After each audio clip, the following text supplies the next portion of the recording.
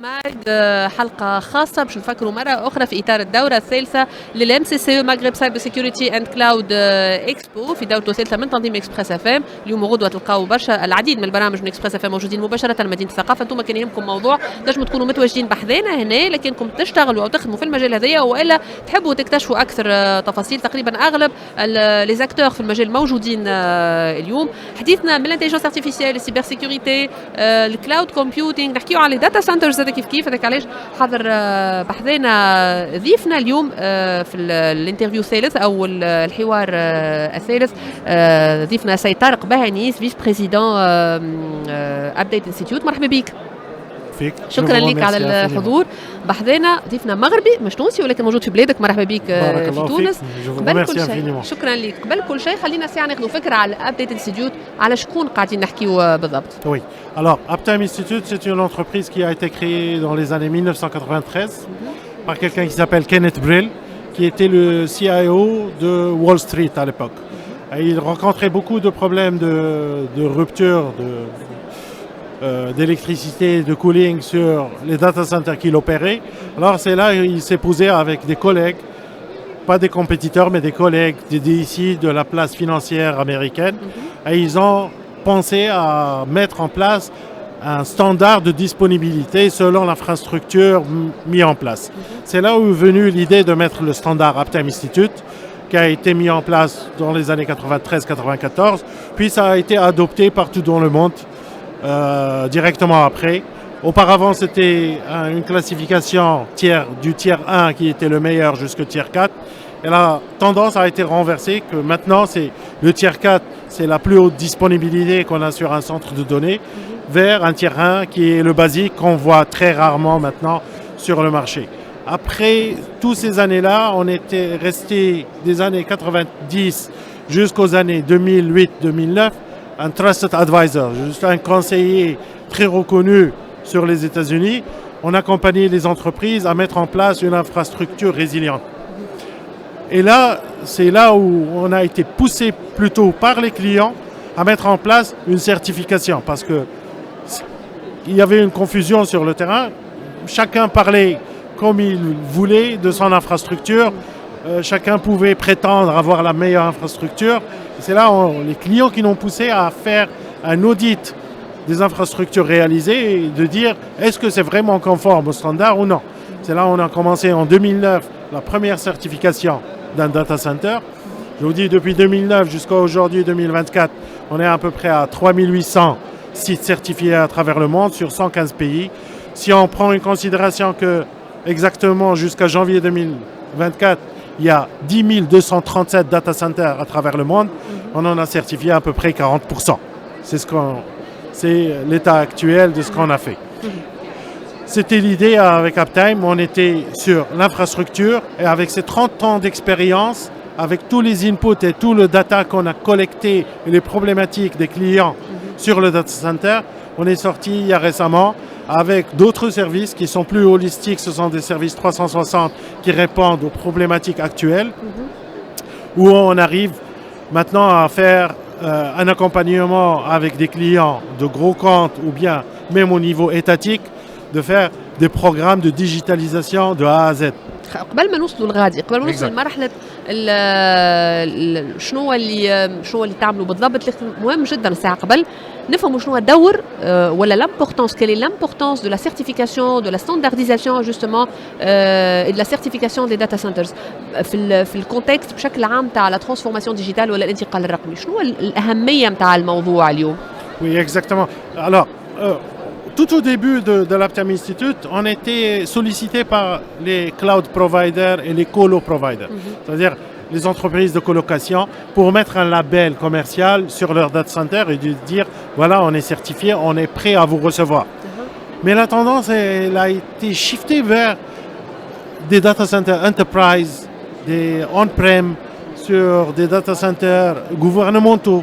Et ce qu'on a vu, c'est que les clients, ils ont appliqué le standard, ils viennent vers nous, surtout pour assurer soit à leur top management, soit à leur donneur d'ordre, de leur assurer que le budget qui a été alloué au projet, il a été bien exécuté et bien mis en place. Ça veut dire qu'il a été consommé de la bonne façon. C'est la nouvelle tendance qu'on a vue depuis les années 2011, 2012, 2013. C'est là. Et un surplus aussi, c'est que les investisseurs à travers le monde, vu qu'on est une entreprise privée et on publie tous les certifs des data centers qu'on a vus, il y a soi-disant un intérêt des investisseurs à consulter nos sites pour savoir où ils vont investir leur argent, dans quel pays. Ça donne déjà une idée de l'importance de la maturité de l'infrastructure installée dans le pays. Aujourd'hui, si on rentre sur un pays et on scrolle un petit peu sur notre site, on se retrouve par exemple sur l'Arabie Saoudite avec 200 certifications Uptime Institute. Ça donne une idée de la grandeur du marché, de la maturité du marché, de l'adoption du standard et des bonnes pratiques aussi de gestion et d'opérabilité des data centers. كي تقول la grandeur du marché ولا l'importance, le poids du marché, وزن السوق، على قديش قاعدين نحكيو معناتها بالضبط؟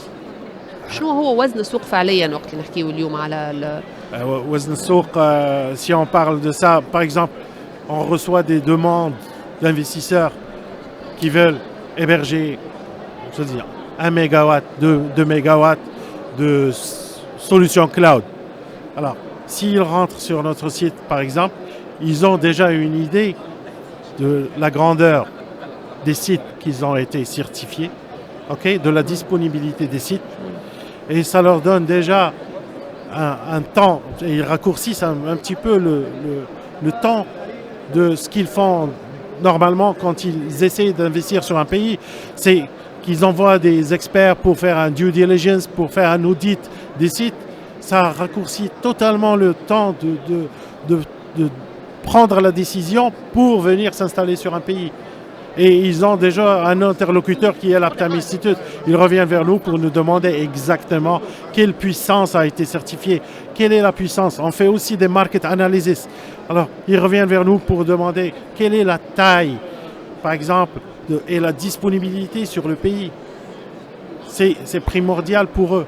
Ça, on leur économise de l'argent, du temps, et c'est un go-to-market pour eux très rapide. وتحكي على معناتها بشكل من الاشكال نحكيو على افيكاسيتي افيسيونس معناتها في العمل بشكل مباشر، فما نوع من النجاعه وزاد التحكم في الاموال كما قلت. الفلوس في نهايه المطاف تمشي للاستثمار المادي، يمشي في المكان نتاعو بالضبط. باش نرجع لفكره السوق مره اخرى ولا وزن السوق. مثلا باش ناخذ السوق التونسيه، وقت دخلتوا على تونس بشكل عام في الخارطه العالميه للداتا سنترز بشكل عام، شنو الحجم نتاع تونس بالضبط، وحسب حتى التجربه نتاعكم اليوم في السوق التونسيه؟ Alors, vraiment, on a été sollicité, je me rappelle, 4 ans ou 5 ans auparavant par un acteur local pour certifier son data center. On espérait que ça allait être très vite, que le remplissage du data center, il allait se faire rapidement, vu que Tunis, elle est connue pour ses ressources IT, pour ses solutions d'outsourcing, pour la maturité des ressources aussi. Mais on était confronté à une dure réalité que l'aspect politique aussi et l'aspect support gouvernemental n'était pas présent. كيفاش شنو اللي صار بالضبط؟ Alors, il n'y avait pas une vision de digitalisation bien précise pour le pays. هذا على عكس ما يقال، لأنه الخطاب الرسمي فيه نحكيه على انتقال رقمي وتطور ولا ترانزيشن نيميريك وديجيتال والتكنولوجيات الحديثة etc. معناتها officiellement oui. Le discours مختلف شوي. Le discours, on l'a partout en Afrique du Nord. C'est pas juste propre à Tunis, je vous rassure. C'est juste que il y a différents aspects, c'est que les gens, les donneurs d'ordre dans ces décisions-là, ils doivent prendre en considération une vue holistique de la digitalisation. La digitalisation, c'est pas juste, quand on parle, c'est des services électroniques ou bien des services sans papier pour les citoyens. C'est pas uniquement ça. C'est pas uniquement ça. J'ai eu beaucoup de discussions avec ces donneurs d'ordre. J'étais choqué parce qu'on laisse beaucoup la partie infrastructure à part et on parle plutôt sur la partie soft, la partie applicative. كي تقول انفراستركتور زوج نوصلوا شويه الفكره اللي الناس يسمعوا فينا مرتبط بالثقه بالكونفيونس مع الحريف الثقه مع الحرفاء نحكيو زاده على حمايه المعطيات والمعلومات والمعطيات الشخصيه اتسيتيرا دونك سي سا Exactement. Lorsqu'il y a une politique de digitalisation d'un pays, ce qu'on a vu dans le passé, c'est qu'il y a l'aspect de l'infrastructure, parce que l'infrastructure, elle coûte énormément cher à déployer, de 1. Elle prend énormément de temps par rapport au déploiement software. Elle doit être toujours précurseur au déploiement soft applicatif. Et ils doivent aller en même temps. C'est comme si on parlait maintenant d'avoir des voitures efficientes et électriques dans tout le pays, mais on n'a pas de borne de recharge et on n'a pas d'autoroute pour ça. C'est, tous les deux, ils doivent aller dans le même sens et simultanément. Et pour driver tout ça, il faut avoir une vision holistique et surtout revoir ce que les erreurs et apprendre des erreurs des autres. Il y a des pays qui nous ont devancé sur ça et qu'ils ont commis des erreurs, ils sont venus pour rattraper. On peut vraiment surfer sur cette vague et prendre les inputs des erreurs qu'ils ont fait et pour ne pas tomber dans la même situation. Une dernière question par rapport à l'investissement اللي لازم يتحط فيه او الاستثمار اللي لازم يقع صرفه واعتماده في تطوير الانفراستركتور والجانب فعلا الانتقال الرقمي هذا نحكيو على مبالغ ضخمه زاد اليوم اللي ممكن شويه صعيب في خاصه في فترات زمنيه حرجه كما اللي نعيشوا فيها اليوم اقتصاديا. Oui.